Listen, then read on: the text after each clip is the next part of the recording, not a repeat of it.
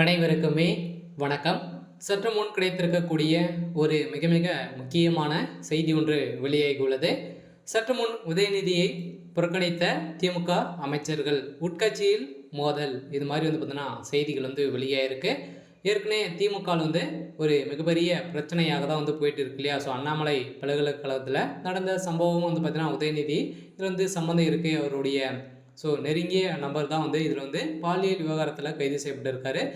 So இந்த விஷயத்திலும் இப்போ உதயநிதிக்கு உட்கட்சிக்குள்ளே பார்த்தீங்கன்னா அவரை பார்த்தீங்கன்னா உதயநிதி அவர்களை எதிர்ப்புகள் தெரிவித்து வந்திருக்கக்கூடிய நிலையில் தான் அவரை புறக்கணிக்கக்கூடிய திமுக சேர்ந்த அமைச்சர்கள் அனைவருமே பதவி நீக்கம் செய்ய போகிறதாக உதயநிதி எச்சரிக்கை எடுத்திருக்கக்கூடிய நிலையிலும் இப்போ உதயநிதிக்கு எதிராக திமுக சேர்ந்த ஒரு 6-7 அமைச்சர்கள் பார்த்தீங்கன்னா திரும்பி இருக்கக்கூடிய நிலையில் தான் இப்போ உதயநிதி ஸ்டாலின் அவர்கள் அவருடைய கதையை முடிய போகுது. ஸோ அதனால் திமுகவுடைய தலைமையகத்துக்கு ஒரு மிகப்பெரிய இடியாக தான் விழுந்திருக்கு.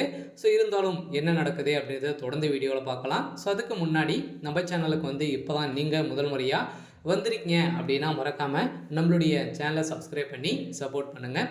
ஸோ வாங்க வீடியோக்குள்ளே போகலாம். ஸோ பார்த்திங்கன்னா உதயநிதி அவர்களை பார்த்தீங்கன்னா ஏற்கனவே ஒரு அந்த துணை முதல்வர் ஆனதிலிருந்தே ஒரு மிகப்பெரிய பிரச்சனையாக தான் இருக்குது இல்லையா? ஸோ பார்த்தீங்கன்னா அதிலிருந்தே திமுகவில் உட்கட்சிக்குள்ளே நிறைய எதிர்ப்புகள் இருந்திருந்தாலும் அவங்களுடைய குடும்ப அரசியல் பார்த்தீங்கன்னா தொடருவதற்காக உதயநிதி அவர்கள் துணை முதல்வராக ஆக்கின சம்பவம் தான் திமுகவில் உட்கட்சிக்குள்ளே திமுக சார்ந்த அமைச்சர்கள் இடையே நிறைய சலசலப்புகள் ஏற்பட்டு வந்திருந்த நிலையில் இப்போ திடீர்னு உட்கட்சிக்குள்ள பார்த்தீங்கன்னா ஏற்கனவே அமைச்சர் துரைமுருகன் வீட்டில் அதிரடியாக ரெய்டுகள் நடந்திருக்கு. இந்த ரெய்டின் அடிப்படையில் அதில் சிக்கிய ஆதாரத்தின் அடிப்படையிலும் பார்த்தீங்கன்னா இப்போ துரைமுருகன் அவர்களுடைய வீட்டில் நடந்த ரெய்டுக்கு உதயநிதி தான் காரணம் அப்படின்ற மாதிரி இப்போ வெளியாகக்கூடிய செய்திகள் தான்.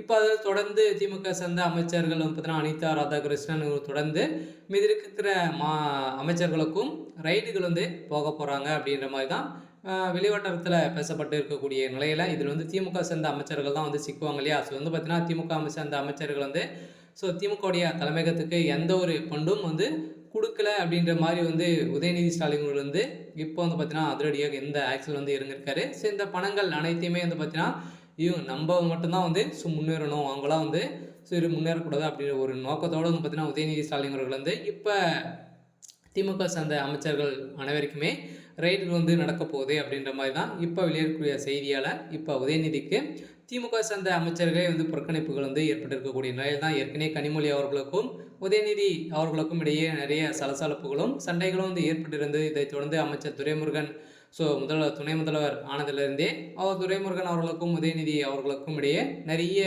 பிரச்சனைகளும் ஏற்பட்டு வந்திருந்த நிலையில் இப்போ அதிரடியாக ஒரு மிகப்பெரிய பூகம் தான் வெடித்திருக்கு. ஸோ இருந்தாலும் என்ன நடக்க போகுது அப்படின்னு தான் வெயிட் பண்ணி பார்க்கலாம். ஸோ இன்னைக்கான அப்டேட் இதுதான். ஸோ மறக்காமல் நம்மளுடைய சேனல் சப்ஸ்கிரைப் பண்ணிக்கோங்க.